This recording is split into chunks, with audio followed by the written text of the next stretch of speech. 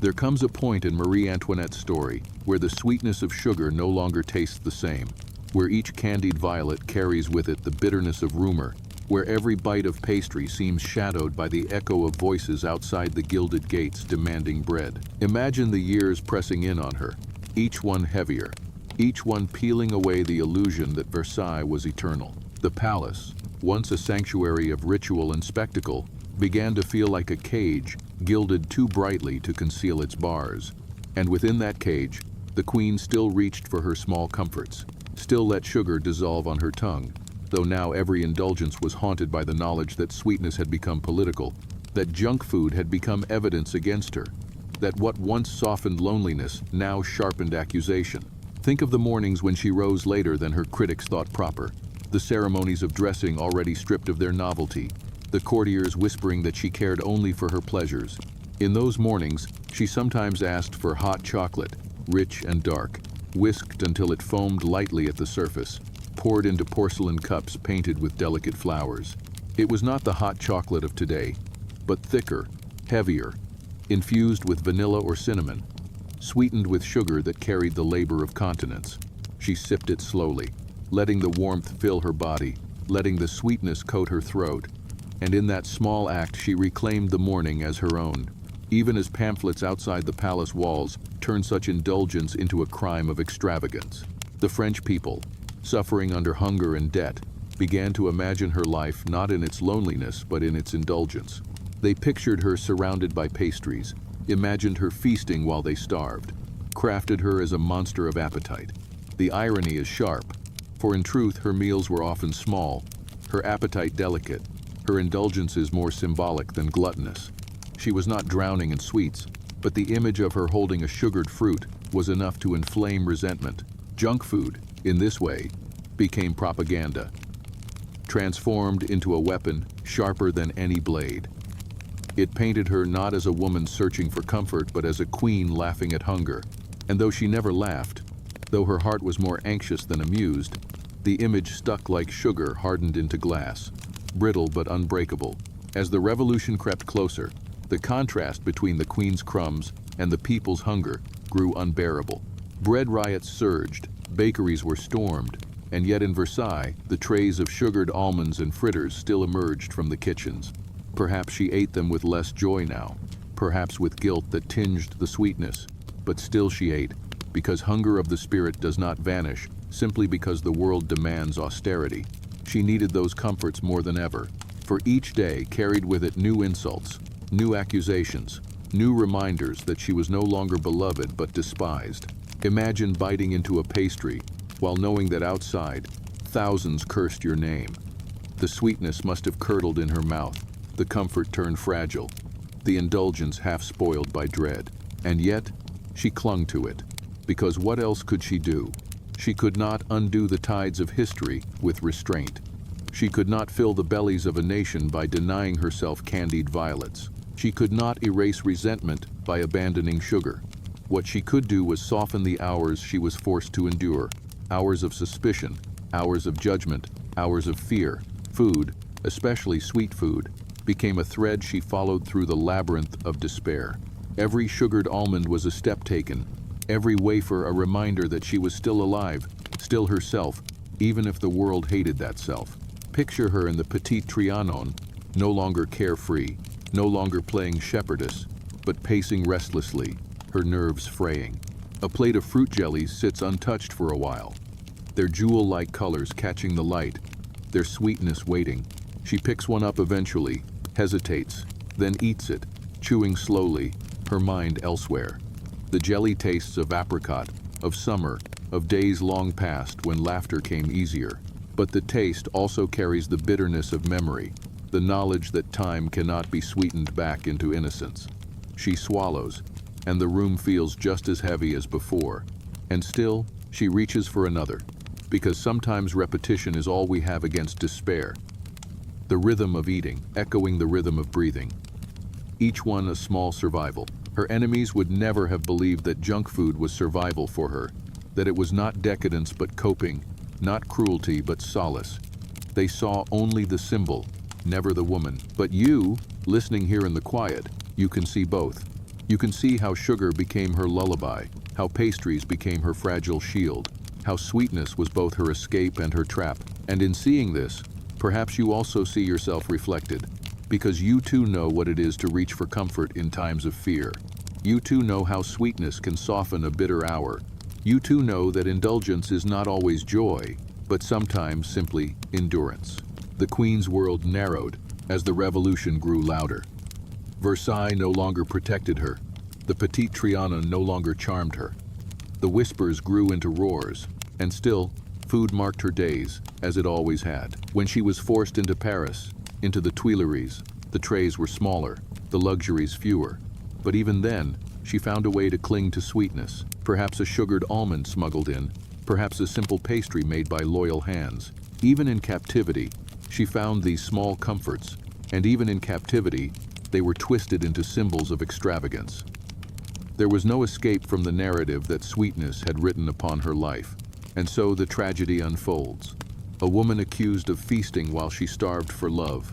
A queen condemned for pastries, while her people condemned for bread. History remembers her not for her laughter but for her sweetness, not for her loneliness but for her supposed decadence. And yet, beneath the myth, the truth lingers in the crumbs, in the small acts of indulgence that reveal not cruelty, but fragility. Her junk food was not the excess of power, but the whisper of humanity, the fragile sweetness that kept her going as the world grew darker. As you drift now, listening in the quiet of your own room, let that truth settle softly around you. The Queen, reaching for a candied violet, was not so different from you reaching for a cookie in the night. The difference was not in the act, but in the perception, not in the hunger, but in the gaze that judged it. She was condemned for her sweetness, but you are comforted by yours. And in that difference lies the cruelty of history. So let us linger with her still, not in her grandeur, but in her crumbs, not in her downfall, but in her moments of fragile sweetness. For it is there, in the sugared chestnuts, the pastries, the candied fruit, that her humanity survives, soft and fleeting, dissolving like sugar on the tongue, yet leaving behind a memory that lingers long after the sweetness is gone. Imagine yourself moving through the long galleries of Versailles, at a time when the air itself seemed steeped in sweetness, where the walls whispered of secrets, and the chandeliers, heavy with crystals, caught the glow of candlelight in fractured halos. The palace was a theater of control, every gesture and every glance staged for meaning. Yet beneath the grandeur there pulsed a quieter, more human rhythm, the one that emerges in moments between ceremony, when appetite is no longer for show but for comfort. Marie Antoinette, the girl who arrived from Austria at 14, and who would one day be remembered less for her laughter and more for her downfall, lived within this tension. She was both a queen and a prisoner, wrapped in silks but tethered by obligations that never allowed her to be entirely herself. And it was in the smallest indulgences, those private morsels, the sugared fruits, the warm pastries, the bits of fried batter that she tasted, fragments of freedom. If you close your eyes, you can hear the faint hum of activity in the palace kitchens, the clatter of copper pots being lifted, the low voices of cooks and scullions as they moved through the endless labor of feeding a court that numbered not in dozens but in hundreds. Food at Versailles was never simply sustenance, it was performance. Yet within that performance, hidden like jewels in a chest, were foods made simply for delight. Crystallized chestnuts, for instance, glistening like amber stones, sticky to the fingers and faintly smoky in taste. They were prepared over hours, boiled, cooled, dipped, cooled again, until the fruit of the forest became a luxury for the Queen's table. To hold one between thumb and forefinger was to hold time itself, condensed and hardened into sweetness. These were not meals, they were moments, and Marie Antoinette craved moments, for in them she could retreat from the gaze of courtiers, from the endless choreography of bows and curtsies, from the weight of her crown which was not only gold but expectation. She had grown up in Vienna with different rhythms, with music and laughter and far less ceremony, and when she came to France, she was thrust into a machine of etiquette that dictated when she woke, how she dressed, who watched her eat, even who handed her a napkin. Imagine what it must have felt like to have your body governed by ritual, and then to find, in the shape of a small sweet, a kind of rebellion. Junk food at court was not bought in bright wrappers at late-night gas stations, but it served the same need. a way to reclaim the body from the strictness of schedule, to say, in the language of sugar and pastry, I am human, and I can choose to delight myself. When Marie Antoinette reached for a wafer, when she allowed powdered sugar to dust the silk at her wrists, it was not only appetite but autonomy. Think of her, seated perhaps not at the grand table but in a private chamber, where the windows opened to manicured gardens and the air drifted in carrying both perfume and the faint odor of the stables in the distance. She is not performing for an audience now, she is simply being.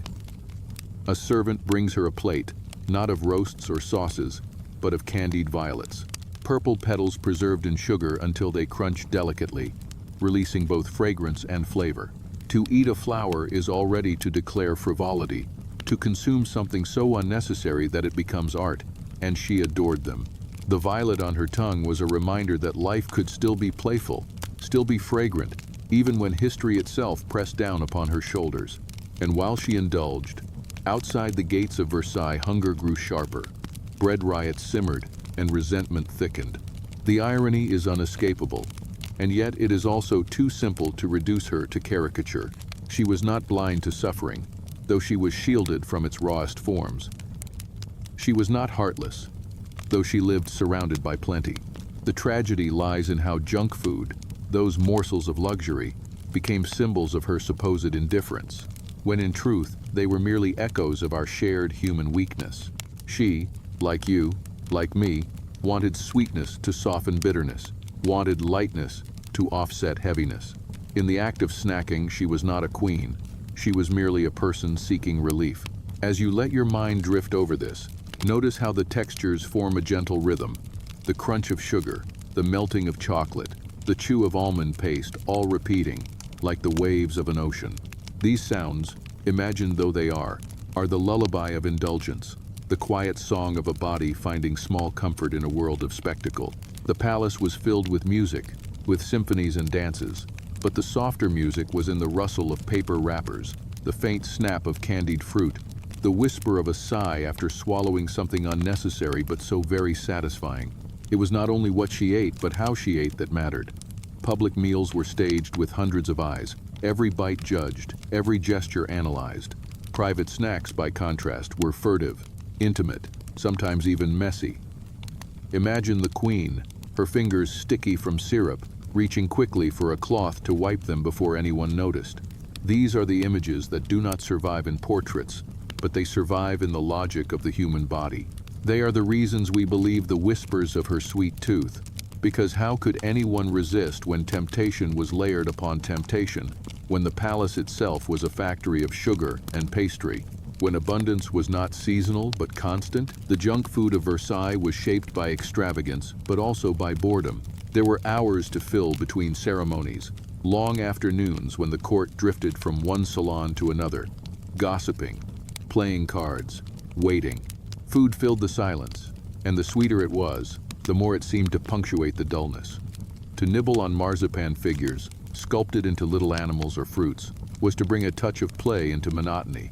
Marie Antoinette loved play, loved escape, loved to imagine herself elsewhere, and in these confections she could imagine another life, one less heavy, one more frivolous, even if only for a moment. But let us linger also on the kitchens, those hidden chambers where the labor of delight was performed. The air thick with steam, the floors damp with spills, the hands of men and women busy from dawn until night. They prepared the queen's indulgences, not for themselves but for her. Though perhaps a finger licked here, a scrap stolen there, brought sweetness to their own mouths. They too knew the taste of junk food, though theirs was a stolen luxury, a crumb in the shadows. Food at court was hierarchy itself made edible, and junk food was no exception. To eat sugared fruit was to declare distance from those who could not afford bread. Yet paradoxically, it also made her closer to us, because who among us has not craved the unnecessary while ignoring the essential? Think of the way history clings to symbols. Bread for the poor, pastries for the queen. Even if she never said, "Let them eat cake," the image persists because it condenses the contradiction of her life. A woman who delighted in sweets, while the world outside starved. But do not let the bluntness of that image erase the subtlety of her humanity. Instead, imagine her hand hesitating over a plate, her mind caught between desire and conscience, her hunger small, but her craving sharp. That hesitation is more real than the myth, and in that hesitation we see ourselves reflected. As you drift with me further into this story, notice how the palace begins to soften in your imagination. The hard lines of gold and marble blur into candlelight. The rustle of silk becomes the rustle of leaves outside your window. Marie Antoinette is less a queen now, and more a figure seated quietly, savoring something sweet, her thoughts far away. You are with her in that moment, sharing the intimacy of indulgence, understanding not the grandeur, but the ordinariness of her desire. And perhaps, as you listen, you feel your own body soften, your own mind loosen its grip, as though the sweetness she tasted travels across time to sweeten your own night.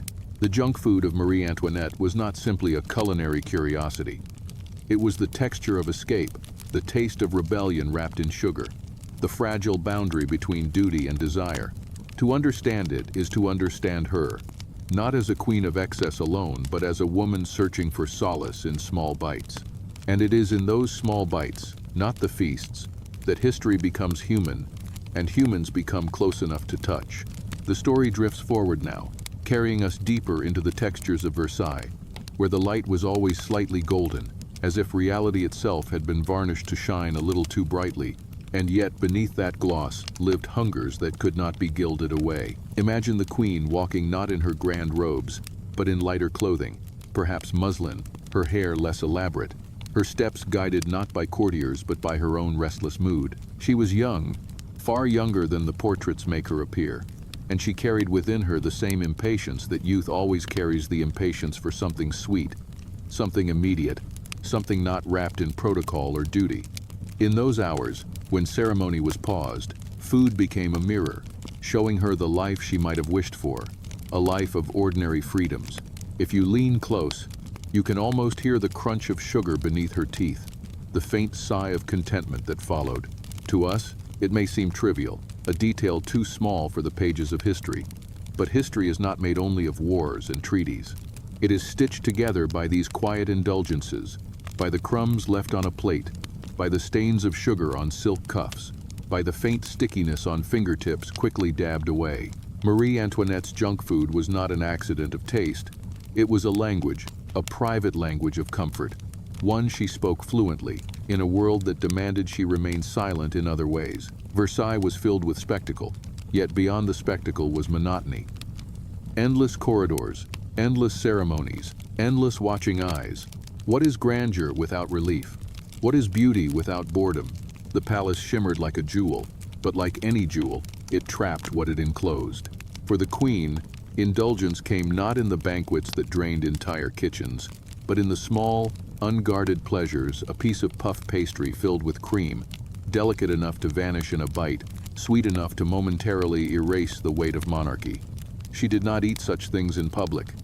To do so would have risked mockery, for queens were expected to embody restraint. But in the privacy of her smaller apartments, away from the grand halls, she could be not just a queen, but a woman nibbling on pastries like a child stealing sweets before supper. The junk food of her world was an art of excess disguised as simplicity. Candied orange peels, dipped in chocolate so dark it seemed almost bitter, balanced sweetness with sharpness, a reminder that pleasure is never simple. Glazed nuts cracked between her teeth, filling her mouth with sweetness and crunch, while the oil stained her lips faintly. There were fritters dusted with sugar, so fine it fell like snow, and little wafers so fragile they seemed to dissolve into nothingness, leaving behind only the memory of flavor.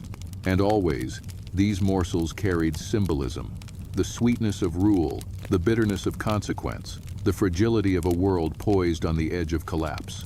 You may wonder why she chose to indulge so much in food that had little nutritional value, why she surrounded herself with sugar when the countryside around her grew restless for bread. But think of your own life, the moments when you have turned to a cookie, or a piece of chocolate, or something fried, not because your body demanded it, but because your spirit did. The act is the same, centuries apart. She reached for sweetness not to ignore the world, but to soften it, to wrap its sharp edges in sugar so she could bear them a little longer. And in that gesture, she was no longer the Queen of France, but a young woman whose heart ached with the pressure of expectation, whose nerves hummed under the scrutiny of a nation, whose soul needed shelter. Her small indulgences often drew whispers, for even in the sanctuary of her private chambers, gossip leaked like water through cracks. Courtiers noticed what she ate, how she lingered over sugared almonds, how she smiled faintly when a tray of marzipan figures was set before her.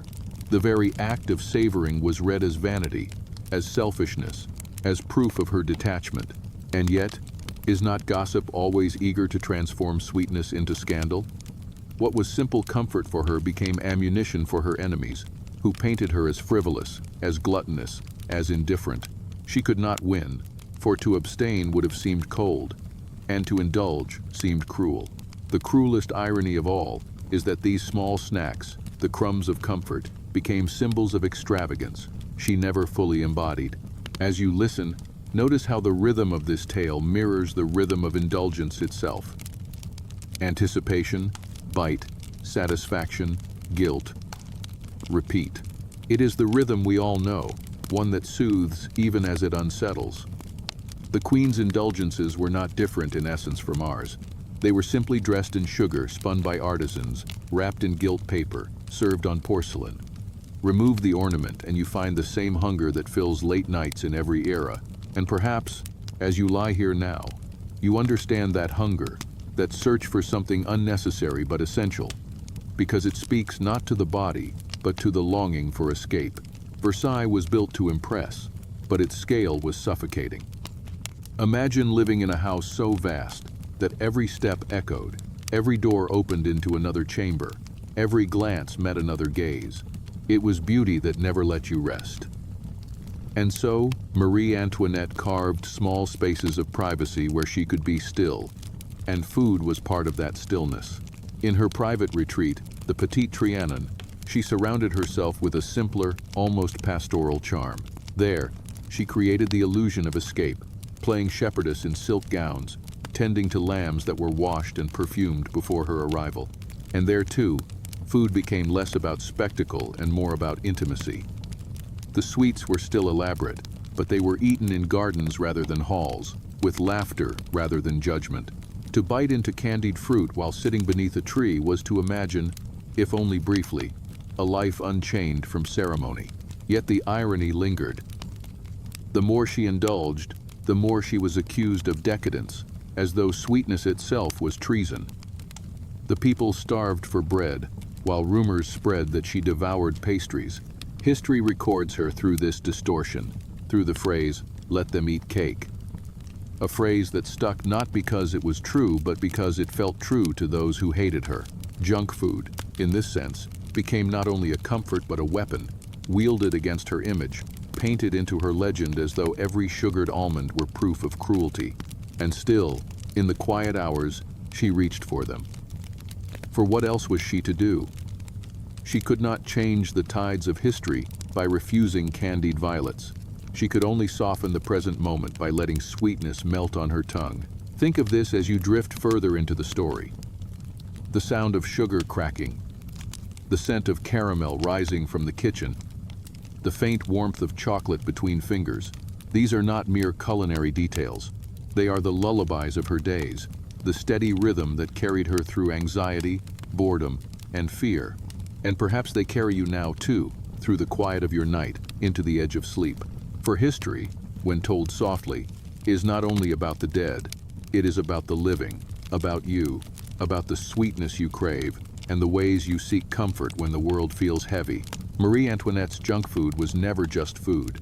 It was the language of desire spoken quietly, the poetry of indulgence written in sugar, the fragile rebellion of a queen who had so few rebellions left. And as we move forward together, you and I, through this long corridor of her life, let us remember that sometimes the most revealing truths are not in the grand feasts but in the crumbs left behind, not in the words shouted by history, but in the whispers carried by sugared violets dissolving into silence. The story deepens now, and as we move further into the Queen's world, it becomes clear that the sweetness she consumed was never just about taste but about the fragile scaffolding that held her identity together.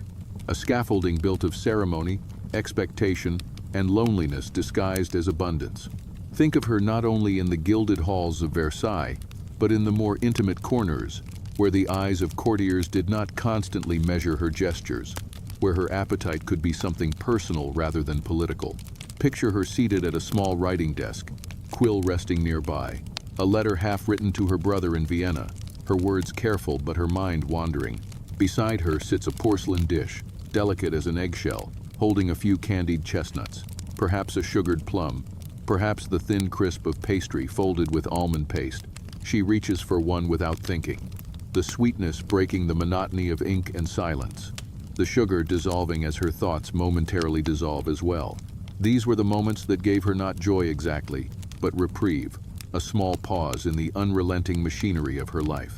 When we speak of junk food, we speak of that paradox, the thing we consume not out of need but out of longing. For her, longing was ever present, a longing for a world she could not have, a longing for intimacy unobserved, a longing to belong in a country that never fully accepted her. To eat sugared violets or little pastries was to fill a space that no politics could fill, to hush the loneliness that echoed louder than the applause of any court performance. And yet, the irony is cruel, for those very indulgences were the fodder of gossip, twisted into symbols of indifference, used to paint her as decadent while the people clamored for bread. She was both comforted and condemned by sweetness, embraced by its fleeting relief but betrayed by its public perception. Imagine, if you can, the Petit Trianon on a spring afternoon, the air gentle, the gardens alive with green, the queen dressed not in silk but in simple muslin, the kind of fabric ordinary women wore every day. She wanted simplicity, though hers was always an artful simplicity, curated and performed. A tray arrives, not heavy with roasts, but with small delicacies, fruit tarts, with glazes that caught the sunlight, biscuits that crumbled at a touch, little pots of cream flavored with vanilla. She laughs lightly, her companions teasing one another, her laughter a shield against the knowledge that outside this retreat, the kingdom is restless. The bite of a tart fills her mouth with sweetness, but the aftertaste is faintly sour, like the reality she cannot escape. She smiles anyway, for to frown would be to let the truth intrude, and she has made an art of keeping truth at bay. The kitchen workers at Trianon knew her tastes, knew the patterns of her cravings. They labored in hot rooms to prepare small luxuries that would vanish in seconds, luxuries that to them were wages of labor, but to her were simply moments of comfort. They may have wondered, those men and women, what it felt like to eat sugar without guilt, to consume without counting coins. They may have resented, or perhaps they were simply resigned, aware that their role was to feed her escape while they themselves could only dream of such indulgence. In this way, junk food became not only a comfort, but a line of division, a reminder that pleasure itself was unevenly distributed. To be queen was to live surrounded by abundance and yet starved of freedom. To be a servant was to labor for abundance without tasting more than crumbs. The symbolism of junk food grows heavier as we trace her story. For what is sugar but the illusion of joy? It melts quickly, it vanishes, it satisfies briefly, but never fills. Her life was much the same, glittering on the surface but hollow beneath. Each candied almond, each fritter, each sweet wafer was a metaphor for her reign, delicate, excessive, fleeting, and never enough to sustain the structure it was meant to support. And yet, she clung to them because they were hers, because in that small sphere of choice she could pretend to control something in a life where so much was controlled for her. You may wonder as you listen, lying in your bed with the quiet hum of your own life around you, why such detail matters. Why linger on pastries when revolutions were rising? Why trace the queen's cravings when history is heavy with blood and fire? But it is precisely in these crumbs that truth lives. Wars and revolutions are built on human hunger, and hunger is not always for bread alone. Hunger is for comfort, for escape, for sweetness, for distraction. Marie Antoinette's junk food was the mirror of her people's starvation, and the contrast is why her story has lasted. It is not the grandeur that survives in memory, but the contradiction, the image of a woman tasting sugared violets while her subjects cried for loaves. Still, let us not flatten her into caricature. She was not the embodiment of cruelty that pamphleteers painted, nor the saint that some apologists imagine.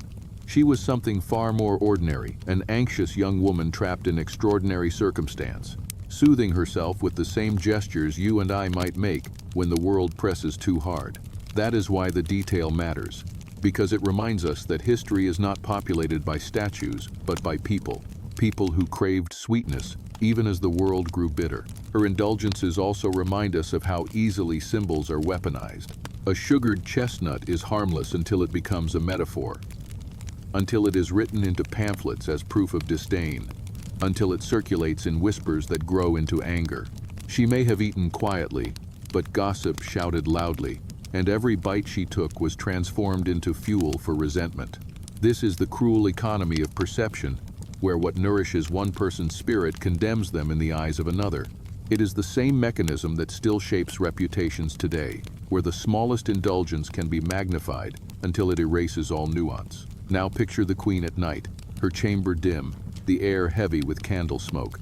The noise of the palace has receded, and she is alone except for a maid who clears the remnants of her small plate. A few crumbs remain, glistening faintly, evidence of a private moment of solace. She leans back, sighing, her body heavy with fatigue, not from labor but from being constantly seen, constantly judged. The sweetness lingers faintly on her tongue, but the guilt lingers more.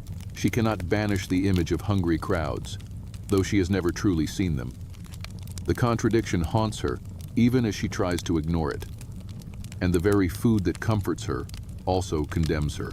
And so, my friend, as you let your body sink further into your bed, as your own breath grows slower, consider this paradox with me.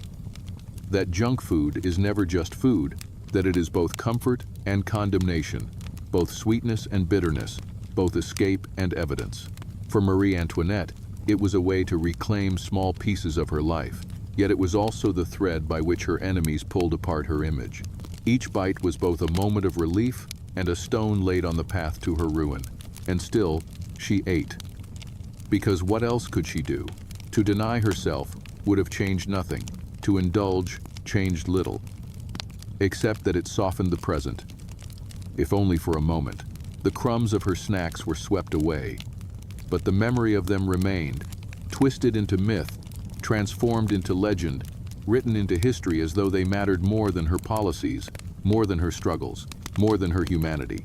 That is the power of junk food, that it lingers not in the stomach but in the imagination, that it can symbolize an entire era's contradictions. And as you drift toward sleep, remember that history is not made only of what is grand and solemn, but of what is small and sweet, of the quiet crunch of sugar between teeth, of the fleeting relief of something unnecessary but deeply desired. The night deepens in Versailles, and with it the sense that every indulgence is not only a fleeting pleasure but also a weight carried into tomorrow. Imagine the corridors quiet now, the echo of footsteps replaced by the faint flicker of candlelight against mirrors that multiply the darkness rather than disperse it. The queen, restless, shifts within her chamber, a chamber that was never entirely her own, for even solitude in Versailles was staged. Even privacy carried an audience of attendants. She signals for something light, not a meal but a comfort, and soon a tray appears, carried by hands that know her rhythms better than she sometimes knows herself.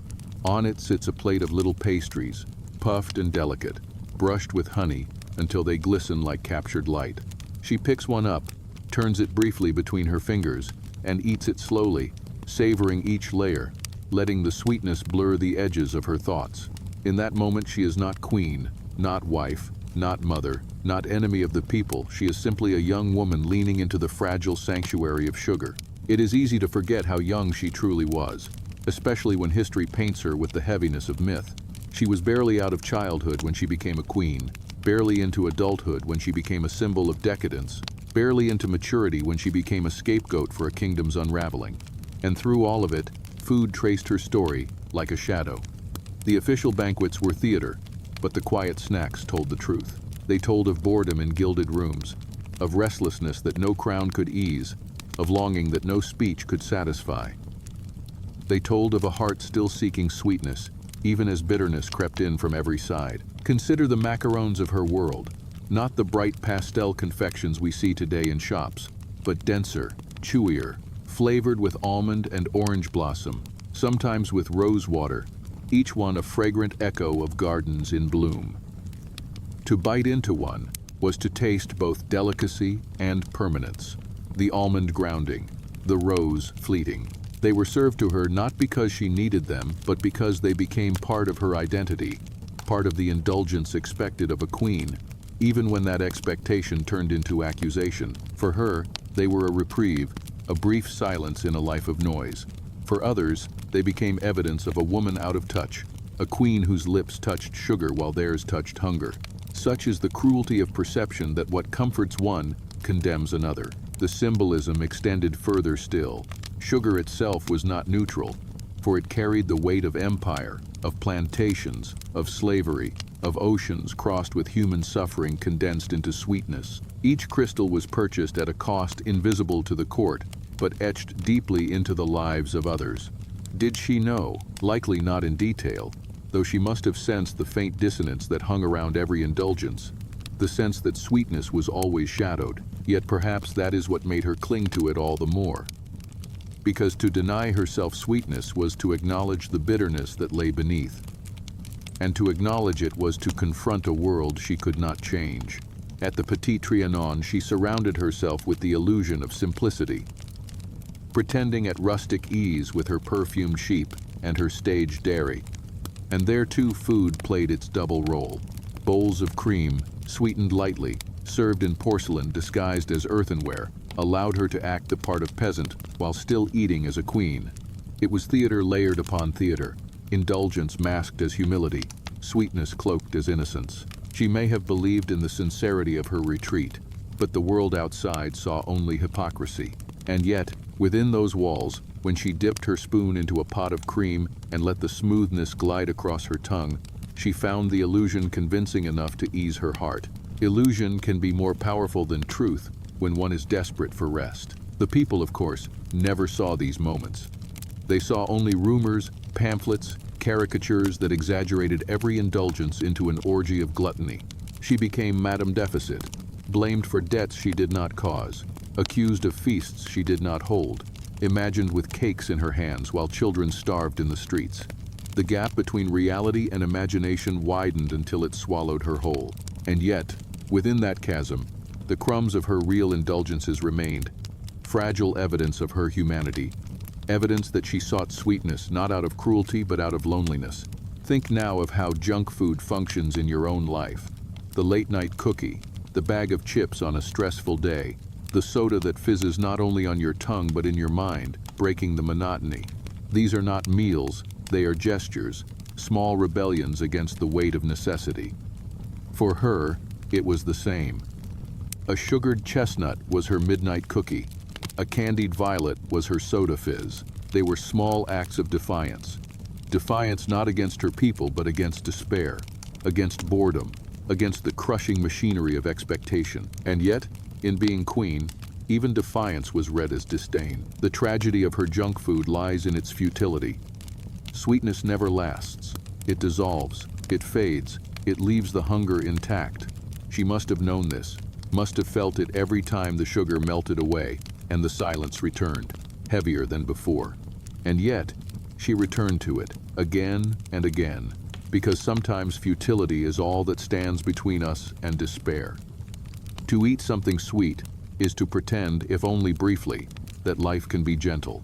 And for a woman who lived surrounded by whispers of hatred, sweetness was perhaps her only tenderness.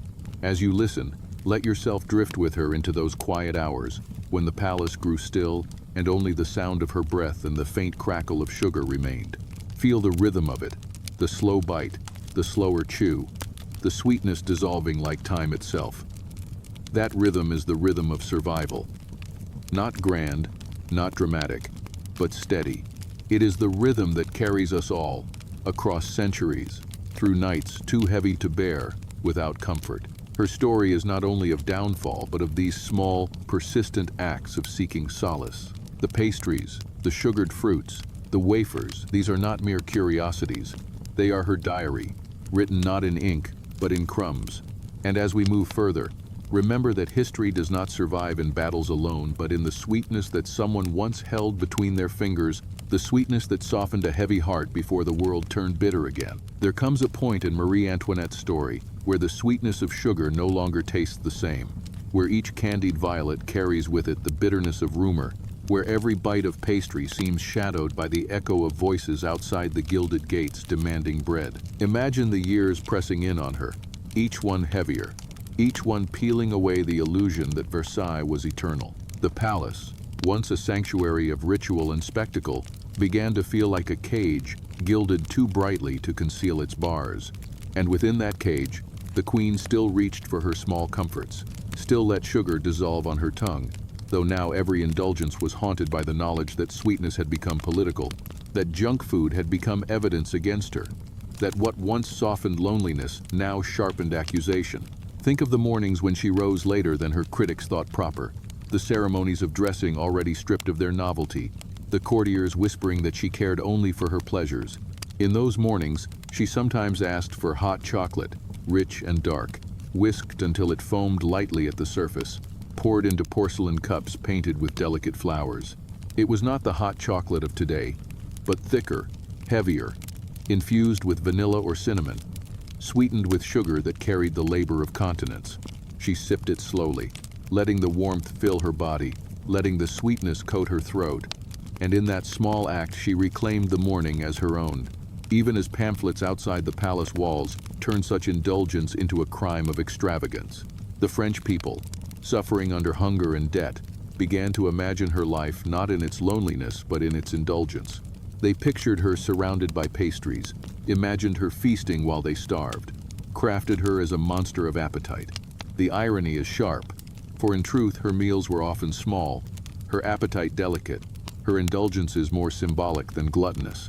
She was not drowning in sweets, but the image of her holding a sugared fruit was enough to inflame resentment. Junk food, in this way, became propaganda, transformed into a weapon sharper than any blade. It painted her not as a woman searching for comfort, but as a queen laughing at hunger. And though she never laughed, though her heart was more anxious than amused, the image stuck like sugar hardened into glass, brittle but unbreakable. As the revolution crept closer, the contrast between the queen's crumbs and the people's hunger grew unbearable. Bread riots surged, bakeries were stormed, and yet in Versailles, the trays of sugared almonds and fritters still emerged from the kitchens. Perhaps she ate them with less joy now, perhaps with guilt that tinged the sweetness, but still she ate, because hunger of the spirit does not vanish simply because the world demands austerity.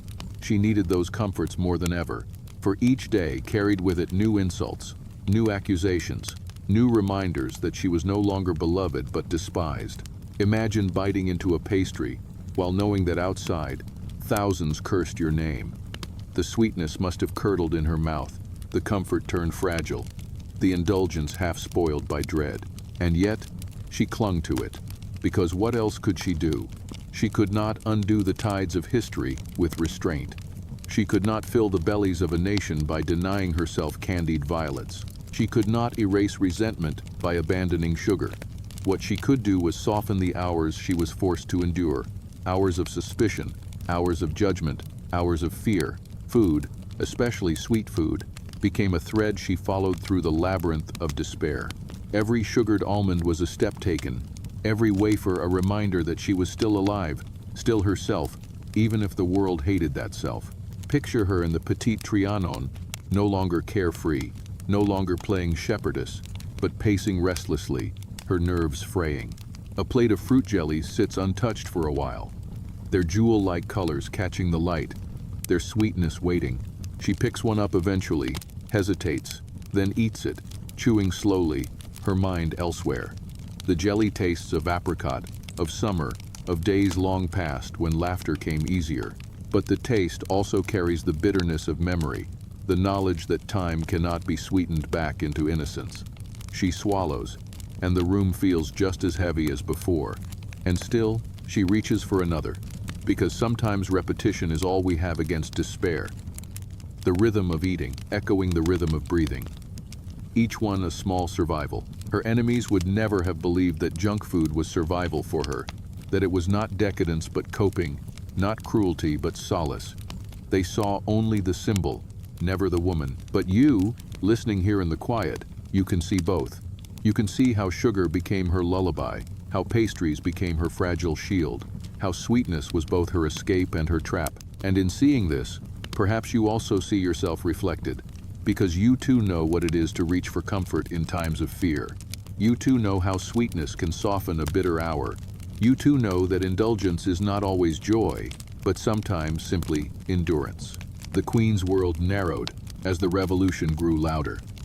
Versailles no longer protected her. The Petite Trianon no longer charmed her. The whispers grew into roars, and still, food marked her days, as it always had. When she was forced into Paris, into the Tuileries, the trays were smaller, the luxuries fewer. But even then, she found a way to cling to sweetness, perhaps a sugared almond smuggled in, perhaps a simple pastry made by loyal hands. Even in captivity, she found these small comforts, and even in captivity, they were twisted into symbols of extravagance. There was no escape from the narrative that sweetness had written upon her life, and so the tragedy unfolds. A woman accused of feasting while she starved for love. A queen condemned for pastries, while her people condemned for bread. History remembers her not for her laughter but for her sweetness, not for her loneliness but for her supposed decadence. And yet, beneath the myth, the truth lingers in the crumbs, in the small acts of indulgence that reveal not cruelty, but fragility. Her junk food was not the excess of power, but the whisper of humanity, the fragile sweetness that kept her going as the world grew darker. As you drift now, listening in the quiet of your own room, let that truth settle softly around you. The Queen, reaching for a candied violet, was not so different from you reaching for a cookie in the night. The difference was not in the act, but in the perception, not in the hunger, but in the gaze that judged it. She was condemned for her sweetness, but you are comforted by yours. And in that difference lies the cruelty of history. So let us linger with her still, not in her grandeur, but in her crumbs, not in her downfall, but in her moments of fragile sweetness. For it is there, in the sugared chestnuts, the pastries, the candied fruit, that her humanity survives, soft and fleeting, dissolving like sugar on the tongue, yet leaving behind a memory that lingers long after the sweetness is gone. There is a silence that settles when the walls of grandeur begin to echo with the sounds of unrest. And within that silence, Marie Antoinette found herself leaning ever more heavily on small comforts, as if sugar and cream and delicate pastries could anchor her against the rising tide of a revolution that threatened to wash everything away. Imagine her seated in a chamber, no longer bright with laughter, but dim with unease, her eyes drawn not to mirrors or chandeliers, but to the door, always aware that footsteps might bring bad news. The trays still arrived, though smaller now, their contents a reminder of how much had changed.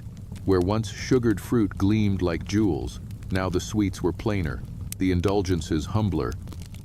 Yet she still reached for them, still let sweetness rest on her tongue as though it might melt her fear for just a moment. The act was almost ritualistic, a rhythm she returned to when nothing else held steady, the rhythm of biting, chewing, swallowing, the rhythm of surviving when the world was unraveling. The revolution did not begin with fire. It began with hunger, with the absence of bread, with the gnawing emptiness that filled stomachs across France. That absence transformed her presence into accusation. Every sugared almond, every candied chestnut, every macaron became proof, in the minds of the people, that she was feasting while they starved. She was not feasting, but the truth no longer mattered. Perception mattered more than reality. And perception was shaped not by the quiet loneliness of her snacks, but by the pamphlets and whispers that carried her image into the streets. She became a caricature, a queen with sugar-dusted lips, while her people gnawed on crusts. And in that cruel transformation, junk food itself became political, became a symbol of distance so wide it could never be crossed. Still, she ate, because hunger of the spirit cannot be starved into silence. Picture her with a cup of chocolate once more, the steam rising faintly, the scent rich, her fingers wrapped around the porcelain as though the heat could warm more than her body. The sweetness coated her throat, a thin balm against the bitterness of accusation. To her it was survival. To her enemies, it was decadence. To her it was a small moment of comfort. To them it was proof of her cruelty. And therein lies the tragedy, not that she indulged, but that she was never allowed to be seen as human in her indulgence. The world around her grew sharper, harsher, less forgiving. The march of women to Versailles, the storming of the palace, the forced relocation to Paris, all these moments tore away the illusions of grandeur. Yet even in the Tuileries, Even in captivity, softened only by formality, she clung to sweetness. The trays were meager, but still there were biscuits. Still there were sugared fruits when they could be found. Still there were small indulgences carried in by loyal hands. She ate them not because she was blind to suffering, but because she was drowning in her own. The sweetness was no longer pleasure but shield, no longer indulgence but defense.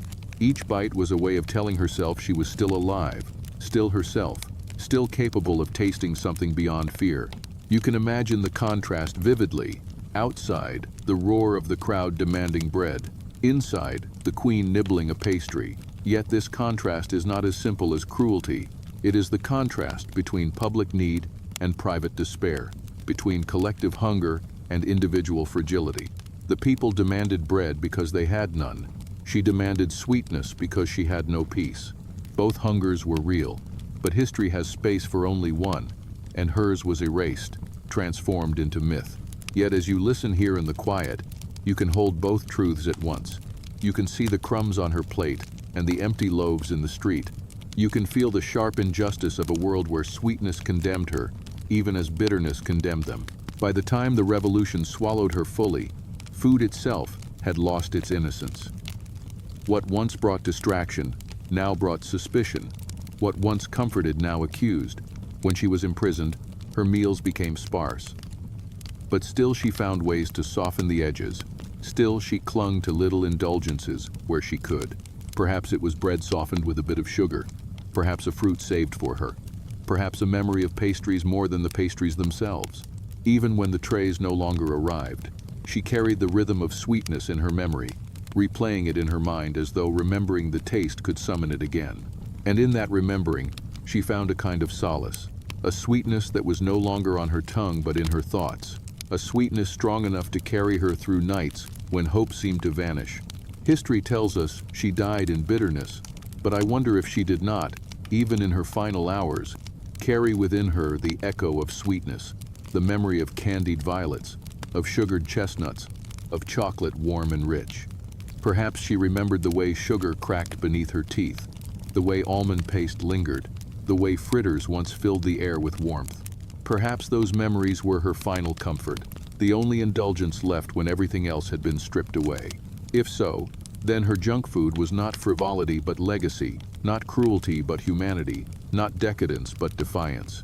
As you lie here now, letting your body grow heavy, your breath steady, think of how fragile sweetness is, how quickly it dissolves, how little it sustains, yet how much it means. Think of how the queen reached for it in her loneliness, how the people condemned her for it, how history remembered her through it. And then think of your own life, of the small comforts you reach for when the world grows too heavy, of the sweetness that carries you through hours of fear. You are not so far from her as you might imagine. Your crumbs are her crumbs, your indulgences, her indulgences, your desire for sweetness, her own. Marie Antoinette's junk food was never about hunger. It was about survival, about finding small lights in a world that grew darker with every passing year. And though history condemns her for it, we, here in the quiet, can see it for what it truly was. The fragile sweetness of a woman trying to remain human in a world that demanded she be everything but. And as you drift now, perhaps into sleep, let that sweetness linger in your thoughts, soft and dissolving, a reminder that even in the harshest times, the human heart will always reach for comfort, always crave sweetness, always find a way to survive in crumbs. There is a moment in every unraveling when the sweetness that once distracted begins to feel like a shadow, when even the smallest indulgence carries with it the weight of memory heavier than the taste itself. And for Marie Antoinette, that moment arrived not with a banquet but with the silence of her captivity, when sugar and pastry could no longer be served with the ease of old ritual, but instead became rare, precious, and almost dangerous. In the Tuileries, the walls that surrounded her were not gilded but gray, the gardens not perfumed but patrolled, and yet she still remembered the rhythm of sweetness, still reached for it in thought, if not always in reality, as though recalling the crackle of candied almonds or the softness of cream might be enough to quiet the thunder that rolled ever closer from the streets. The trays brought to her were fewer, the dishes smaller, and the indulgences scarcer, but she still looked for them. And when they came, Her hands lingered over them with a gratitude so sharp it almost cut, as though she understood at last that the world outside would never forgive her for what these small comforts represented. She had become, by then, a symbol more than a woman, and symbols are not allowed human hungers. Every morsel she tasted was imagined by the people as an insult, every crumb a betrayal. Though the reality of her meals had grown meager, though her appetite had shrunk with fear, yet hunger does not vanish, and neither does the need for comfort. She still sipped chocolate when she could, thinner now, less rich, but still warm, still sweet, still a memory of mornings before the storm. She still nibbled biscuits when they were offered, dry and plain perhaps, but softened by the fact that they carried the echo of days when biscuits had been abundant and laughter had filled the rooms around her. Sweetness became not so much about taste as about memory, not so much about indulgence as about survival, a way to tether herself to who she had been, even as the world demanded she become only what they imagined her to be. Imagine her in those quiet evenings. The palace lit faintly, her children close, her husband distracted by despair. And she sitting still with a plate before her, crumbs scattered like fragments of a past life. She picks at them slowly, not out of greed, but out of longing. Each bite, a way of staving off the emptiness that captivity pressed upon her. The sweetness lingers faintly on her tongue, and in it she finds not joy, but remembrance, not comfort, but the fragile sense of continuity that tells her she has not yet been erased. For when the world strips you of power, of dignity, of freedom, sometimes the smallest indulgence becomes the last proof of existence. A sugared violet, a wafer, a biscuit, these are no longer luxuries. They are affirmations. I am here, I am alive, I still taste, I still am. But the people outside, hungry and angry, saw none of this. They saw only the queen of legend, the decadent figure who symbolized their suffering, the woman whose supposed feasts contrasted with their empty tables. They did not know that she ate more sparingly than they imagined, that her indulgences had been reduced to shadows of what they once were, that even her moments of sweetness were haunted by guilt. To them, she was the woman of sugar, the queen of cakes, the one who laughed while they starved. The myth was stronger than reality, and the myth devoured her more surely than the guillotine would. And yet, even as that myth hardened, she clung to the softness of sugar. Perhaps you can see her now, seated in a chair too large for comfort, the light dim, her hands pale against the porcelain cup she holds. Steam rises faintly, carrying the scent of chocolate, and she breathes it in as though it were the scent of safety. She drinks slowly, each swallow a small defiance, each sip a reminder that she still had her senses, still had her humanity, even as her title dissolved. The chocolate is thinner than before, not the thick richness of Versailles, but she tastes in it the memory of mornings long past, and that memory is enough to soften the weight pressing on her chest. Sweetness, in those days, was not about pleasure but about resistance. It was not a crime of indulgence but an act of endurance. She could not control the crowds, could not silence the pamphlets, could not undo the debts of a nation, but she could control whether she allowed herself a sugared almond, whether she let sweetness melt on her tongue for a fleeting moment. That choice, however small, was hers, and in it she found a fragment of power when all else had been stripped away. To eat sweetness in captivity was to remind herself that she had not yet surrendered fully, that she was still more than the caricature painted by her enemies. It is easy, centuries later, to look back and see only the myth, to imagine her surrounded by pastries while the people starved. But you, listening here, can imagine something else. You can imagine her biting into a biscuit so dry it crumbles instantly, and you can taste with her the faint memory of butter long absent. You can imagine her closing her eyes as chocolate slides across her tongue, not rich but thin, and you can feel how she lets that thin sweetness soothe her in ways no speech or prayer could. You can imagine her remembering candied violets, their perfume still alive in her mind, and you can feel how that memory was perhaps sweeter than the reality ever had been. And in imagining this, you see her not as myth but as woman, not as symbol but as human. You see her not as the queen of sugar but as the prisoner of sweetness, condemned not for cruelty but for comfort, hated not for excess but for indulgence. You see that her junk food, her little bites of solace, were not crimes but lifelines, fragile threads that held her together as the storm grew louder.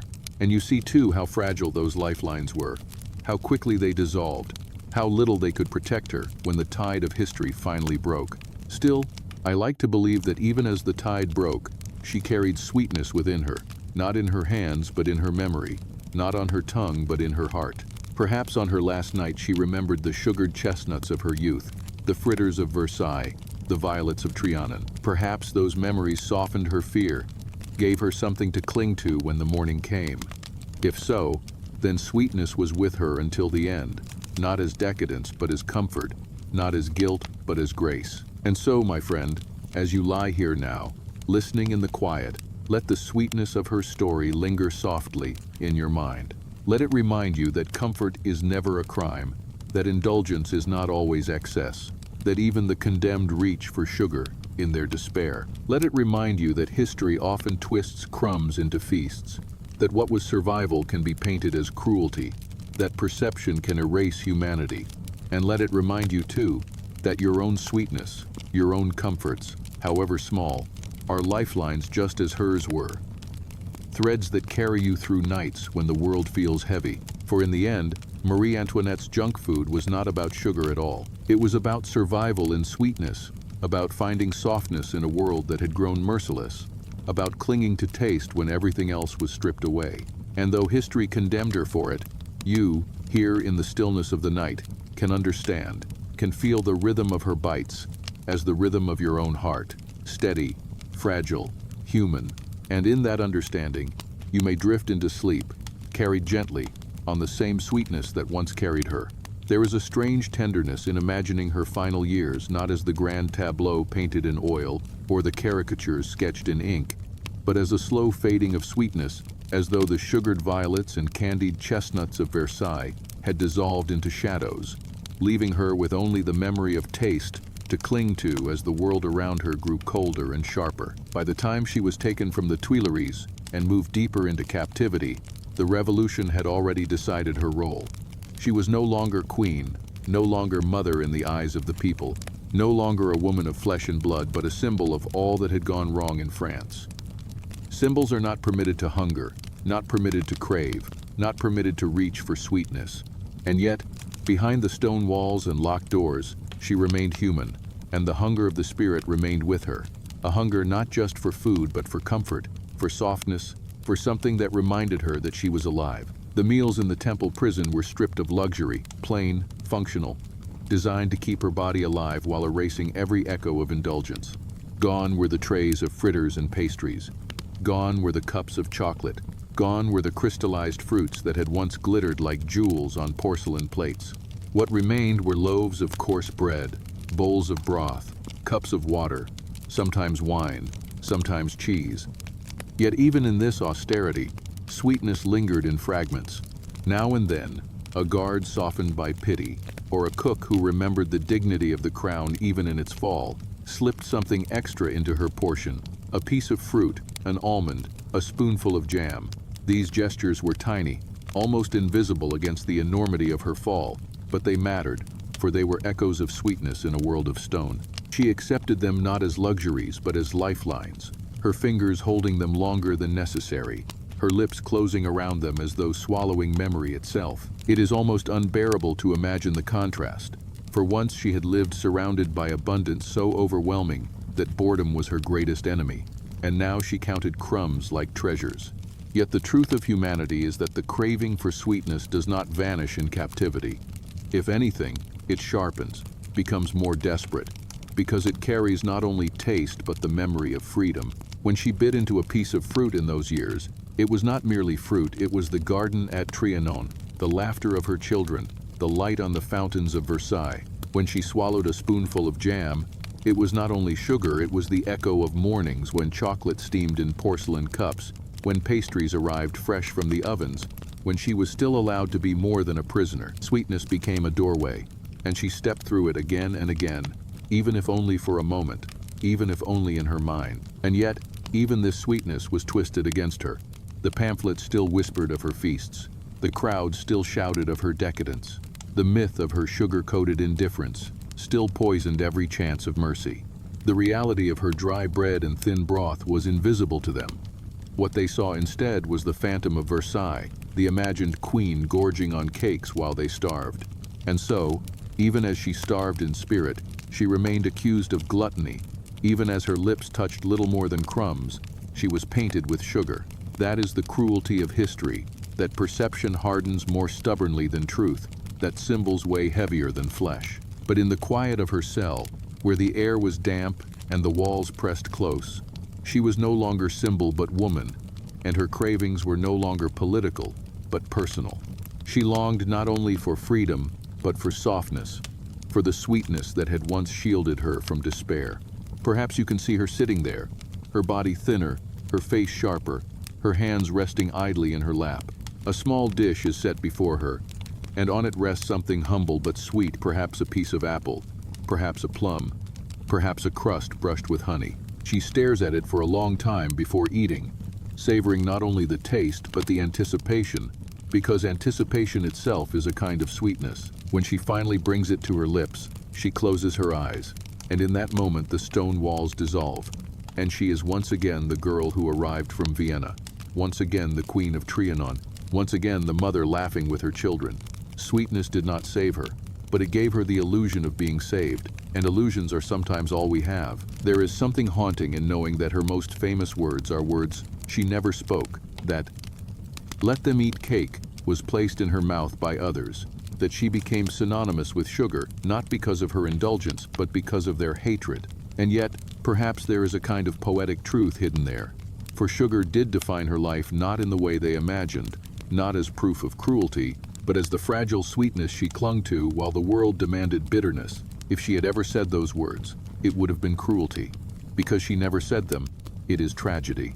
The sweetness that softened her heart became the sweetness that condemned her name, and no amount of denial could scrape it away. By the time her trial came, food had ceased to be indulgence entirely and had become only necessity.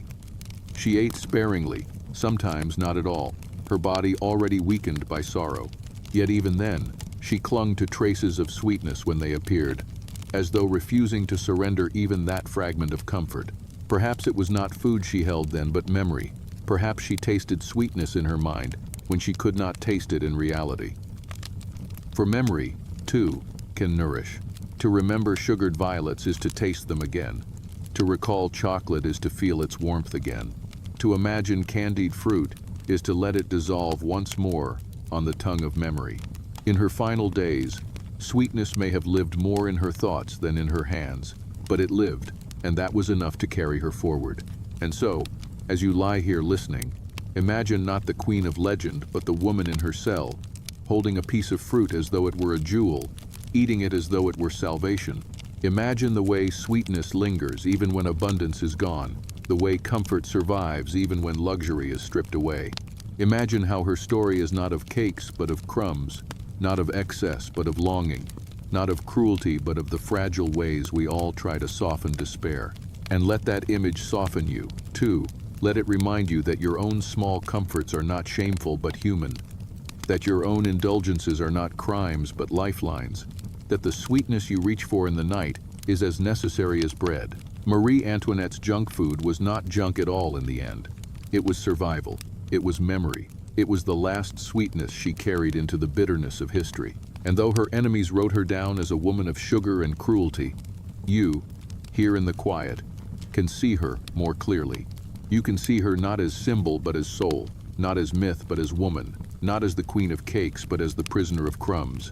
And in seeing her this way, you find her humanity at last, dissolving gently, like sugar melting into silence. By the time the final winter of her life approached, the rhythm of sweetness that had once accompanied her days had nearly vanished. Yet the memory of it clung to her with a stubbornness stronger than any prison wall, as though sugar itself, once dissolved on her tongue, had left behind a ghost that could not be exorcised. In the conciergerie, that grim and echoing fortress on the Seine, there were no candied violets, no almond paste folded into pastry, no chocolate poured thick and foaming into porcelain cups. There were only bowls of thin broth, hunks of coarse bread, sometimes a bit of cheese, sometimes nothing more than water. Yet in the silence of that place, in the cold damp that crept through the stones, she remembered, and memory was its own form of taste, its own flavor of resistance. To close her eyes and recall the way sugar cracked under her teeth was to experience sweetness again, even when her mouth was empty, and perhaps that memory softened the bitterness of captivity more than any real food could have. Her body was thinner now, her face sharpened, her eyes heavy with fatigue, yet still she carried within her the habits of a queen, the gestures of refinement that no prison could erase. When food was placed before her, she touched it with care, ate slowly, as though dignity could be preserved in the act of chewing. If an apple was brought, she peeled it delicately, savoring not just the fruit but the way it reminded her of gardens once her own.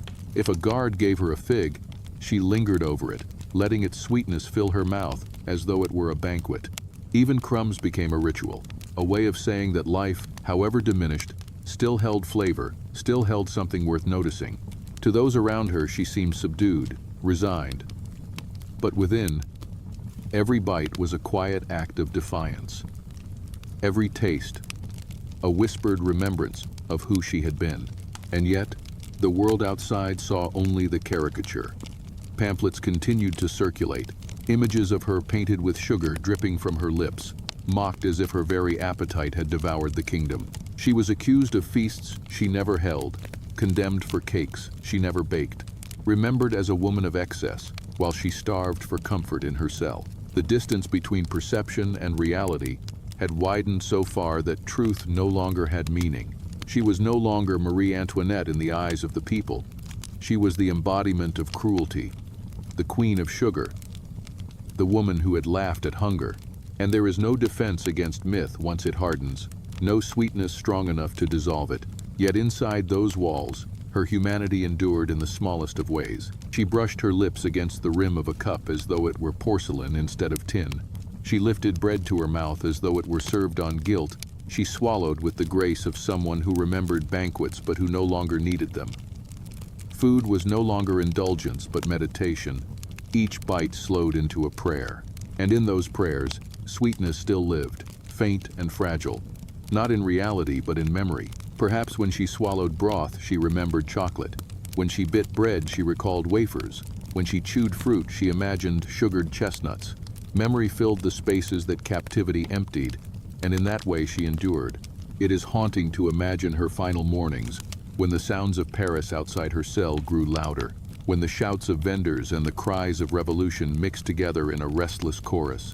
She could smell the city through the cracks, smoke, sweat, bread baking somewhere she could not see. That smell of bread must have pierced her, for bread was the hunger of her people, the hunger that condemned her, the hunger that had been twisted against her indulgences. She could not eat bread without remembering the myth that defined her. The words she never spoke yet could never escape. Let them eat cake, and so even bread, humble and coarse, tasted of accusation, tasted of bitterness, tasted of myth. She swallowed it slowly, her lips tightening, her body weary of a narrative she could not rewrite. But if bread was bitterness, sweetness still offered refuge, even in memory. Perhaps she closed her eyes at night and thought of candied violets, their purple petals stiff with sugar, their fragrance filling her mind. Perhaps she thought of fritters dusted with sugar, eaten in secret corners of Versailles, warm and fragile. Perhaps she thought of her children, laughing as they nibbled pastries beside her in the gardens of Trianon, laughter sweeter than any sugar, sweetness of another kind entirely. Those memories must have carried her through the hours when despair pressed closest, when hope seemed extinguished. For sweetness, once tasted, never leaves us entirely. It lingers in the mind long after the tongue has forgotten.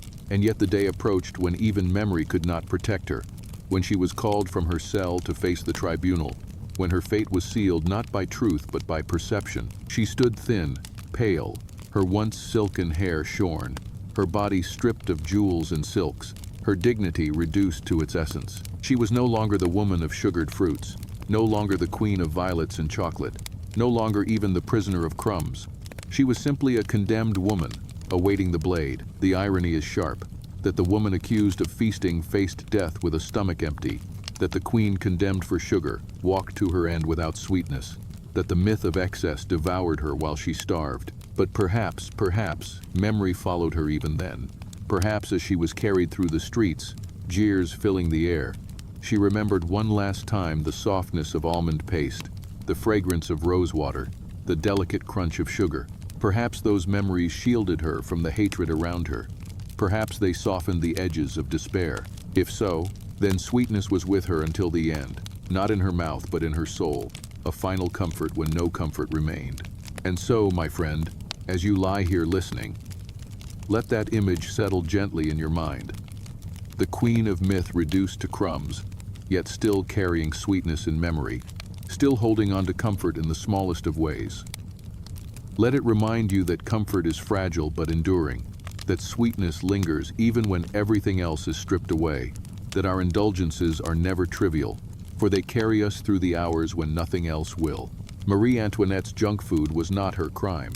It was her humanity. It was the fragile sweetness she carried into bitterness, the memory she held when the world demanded cruelty. And though history condemned her for it, you can remember her differently. You can see her as a woman who reached for sugar not to mock hunger but to survive despair. And in that remembrance, perhaps you can find your own sweetness tonight, your own comfort, your own small indulgence that softens the edge of the world. For we are all, in the end, prisoners of our hungers and saviors of our sweetness, reaching for sugar in the dark to remind ourselves that we are still alive. There is a stillness that clings to the last chapter of her life. A stillness heavy, not with silence, but with the slow resignation of someone who knows the tide cannot be turned back, who knows that sweetness once tasted will never again return to her tongue, except in the form of memory. In the conciergerie, her world had already shrunk to bare stone and guarded doors. Her hours measured not by ceremonies of court, but by the creak of keys and the scrape of bowls. Yet even there, in the bleakest of prisons, the echo of her past indulgences followed her like a perfume too faint to banish, yet too persistent to ignore. She must have remembered often, not because she wished to torment herself with what she had lost, but because memory was all that remained that could soften the coarse bread and thin broth of her present. When she chewed those tasteless crusts, she must have felt them transformed in her imagination, at least for a moment, into the delicate wafers of Versailles. When she drank water, she must have recalled chocolate, warm and foaming, rich enough to blur the edges of a morning. In this way, sweetness outlived itself, lingering not in the kitchens of palaces, but in the mind of a woman waiting for the blade. The day of her execution is often described in blunt terms: the cart, the crowd, the jeers, the blade. But I ask you to imagine it differently, more quietly, through the rhythm that has carried us all this way, through the soft cadence of hunger and comfort. She awoke in her cell, the morning pale and cold, and perhaps her first thought was not of death but of taste. What did she last eat? What remained on her tongue? Perhaps it was only bread, perhaps only broth, perhaps nothing at all. But perhaps she closed her eyes, as she had so often, and summoned sugar from memory, called it back from years past. Let her tongue recall what it could not receive. In that act, she carried sweetness with her into the day, not in her hands, not in her mouth, but in her spirit. When she was led out, thin and pale, her hair cropped, her dignity worn like a threadbare cloak, she carried herself with composure that startled even her enemies. They expected a queen broken, but she walked as a woman who had already lived through every bitterness, who had learned to hold herself steady even when the world wavered. And perhaps, if you look closely, you might imagine that composure was built not on grandeur but on the memory of small comforts, the sugared violets, the candied fruits, the laughter of children with sticky fingers. These fragments of sweetness may have been her last defense, as fragile as spun sugar, as ephemeral as frosting. But sometimes the most fragile things hold the most strength. The cart rolled slowly through Paris, the air alive with shouts, with hatred, with glee. She did not cry, did not scream, but looked forward. What did she see? Did she see only the faces of those who condemned her? Or did she also see, in some hidden corner of her mind, the gardens of Trianon, the plates of pastries, the mornings of chocolate? Did the scent of bread in the streets stab her? Or did it remind her of breakfasts long gone? We cannot know, but we can imagine that memory wrapped itself around her like a cloak, that sweetness remembered softened the cruelty of the crowd. At the scaffold, she stepped carefully, steady, even in her weakness. She apologized when she accidentally stepped on her executioner's foot, words that survive not because they are extraordinary, but because they are so ordinary. so human, so soft in the face of such finality. Imagine the taste in her mouth at that moment. Was it dryness, the metallic tang of fear, or was it, in some secret corner of her mind, sugar? Was she remembering violets? Was she remembering chocolate? Was she remembering the crunch of almond? If she was, then she died with sweetness still hers, sweetness that no blade could take away. And so the blade fell. History closed its book on her, and yet the myth of sugar remained. She became forever the queen of cakes, forever the woman who mocked hunger, forever condemned by words she never spoke.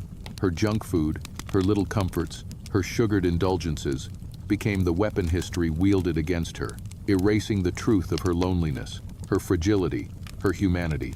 And yet, here with me tonight, you can see through that myth. You can see the crumbs, the small gestures, the quiet snacks that were not crimes but coping, not decadence but survival. You can see that she was not the queen of sugar but the prisoner of sweetness, condemned not because she indulged but because the world refused to forgive her for being human. Let yourself imagine her one last time, not in the cart, not at the scaffold, but in the quiet of a memory she might have held.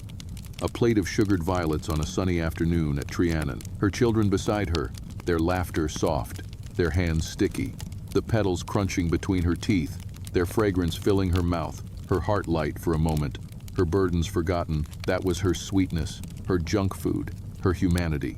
That is what she carried with her, even into the darkness. And so, my friend, as you listen in the quiet of your own night, let her story remind you that history is not only battles and decrees, not only kings and revolutions, but also crumbs on a plate, sugar on the tongue, comfort sought in the smallest of things.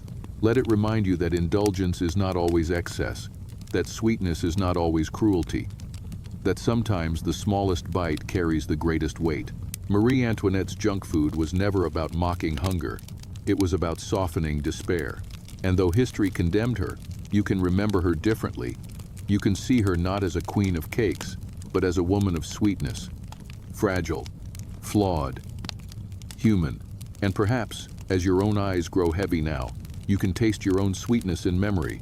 A cookie, a fruit, a piece of chocolate.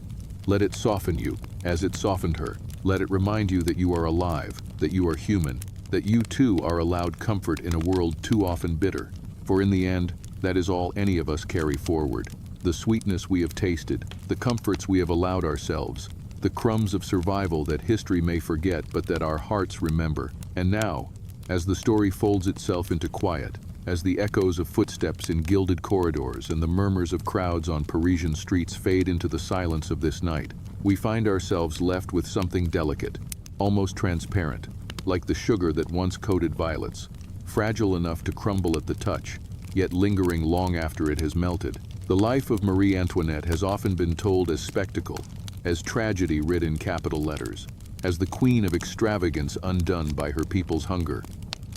Yet here, in this softer telling, we have walked not through the thunder of guillotines but through the gentle rhythm of crumbs and sweetness, through the private moments of indulgence that revealed more of her humanity than all the ceremonies of state. What remains is not the roar of revolution but the whisper of memory, the taste of sweetness dissolving on the tongue, the fragile reminder that even queens, even those condemned to myth, were bound to the same small comforts as the rest of us. There is something profoundly human in her cravings, in the way she reached for candied fruit, not out of greed but out of longing, in the way she sipped chocolate not to flaunt luxury, but to steady herself against the anxieties that pressed harder with every year. History has no patience for such details, yet these are the details that matter, because they are the threads that connect her to us. The revolution painted her as the woman of cakes, the embodiment of indulgence while the people starved. But when we listen more carefully, when we allow ourselves to move slowly through her days, what we find is not cruelty but fragility, not decadence but survival, not arrogance but the quiet need for sweetness in a world that grew unbearably bitter. It is this contradiction that has clung to her name for centuries, and yet perhaps contradiction is the truest mirror of what it means to be human. The myth of "let them eat cake" will never vanish.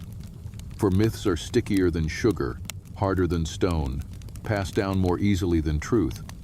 But you and I, in this quiet space, can let ourselves see her differently. We can see her as the young woman far from home, uncertain and watched, who found solace in sugared violets. We can see her as the restless queen in gilded rooms, who nibbled pastries while laughter or boredom swirled around her. We can see her as the anxious mother, who found joy in sharing small sweets with her children in the gardens of Trianon. We can see her as the prisoner, holding a piece of fruit, as though it were the last jewel of her life.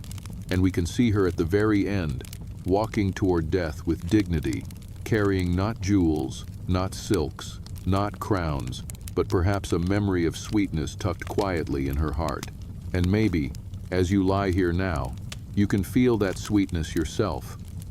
The way comfort lingers, not in the feast, but in the crumb, not in the banquet, but in the smallest taste. You know this rhythm, because you have lived it. You too have reached for something unnecessary, but comforting. A cookie in the middle of the night, a piece of chocolate on a difficult day, a slice of fruit that tasted like summer when the world felt cold. In that act, you were no different from her, no less human, no less fragile, no less in need of softness to balance the bitterness. And so, as the night deepens and your breath grows slower, let that recognition soothe you. Let it remind you that even in the darkest times, sweetness is never far, that comfort can be found in the smallest gestures, that history itself is carried forward not by battles alone, but by the crumbs we leave behind.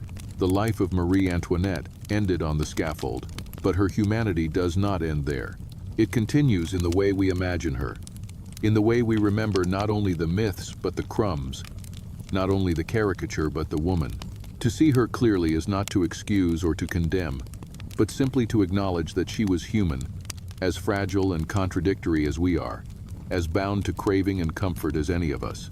And perhaps that is why her story lingers, not because of grandeur but because of sweetness, because of the way sugar dissolves into silence yet leaves behind the memory of taste. That is what history is, after all, not the permanence of marble but the persistence of memory, not the clang of swords but the whisper of small comforts carried across centuries. And now, my friend, as you let your body sink into the quiet, as you let your mind drift into the gentle darkness of sleep, let her story settle softly within you. Let it remind you that you are allowed to crave, allowed to indulge, allowed to reach for sweetness, even when the world demands austerity. Let it remind you that comfort is not crime but survival, that even the condemned clung to sugar as to life itself. And let it remind you, too, that tomorrow will come, that stories will continue, that there will always be more crumbs to follow, more sweetness to taste, more histories to whisper you into rest. So close your eyes now. Let the sweetness linger only as a faint memory, dissolving like sugar on the tongue, fading into the softness of sleep. Remember Marie Antoinette not as the queen of cakes, but as a woman of crumbs, a woman of violets, a woman who carried sweetness into bitterness.